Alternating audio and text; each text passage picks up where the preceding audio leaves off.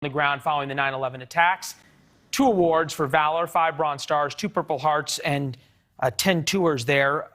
General, should we be surprised by the fact that the Taliban let out a bunch of bad guys? No, we should not be surprised. It's completely irresponsible, lack of judgment by the president in his planning, by the Secretary of Defense, the chairman of the Joint Chiefs of Staff, and the Secretary of State. I guess this would be the question. The administration had this strategy of we can keep the bad guys in check by droning them from afar over the horizon.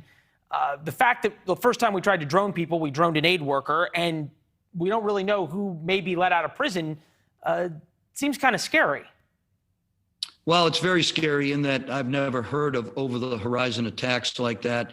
I've been involved in a lot of those types of missions in my career. What do you mean when you say you've never heard of over the horizon? That's not a thing that exists, or?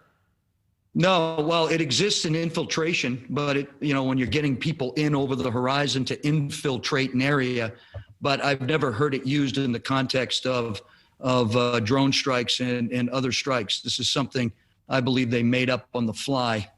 Huh. So what does that mean about our ability? Is it fair to say that the Taliban's going to be able to find these bad guys or other terrorist organizations who are let out and train them back up? No, I don't think they'll be concerned about that. They'll try and operate with some kind of cooperation and coordination, and that's going to be to the detriment of that region, and of course to the detriment of many countries outside that region, to include the United States. General, we appreciate your service. I wish we had more time to talk. We're right up against a hard break. We're going to have you back, sir, all right? I would love to come back. Thank you, and God bless you. Looking forward to it. We'll be right back.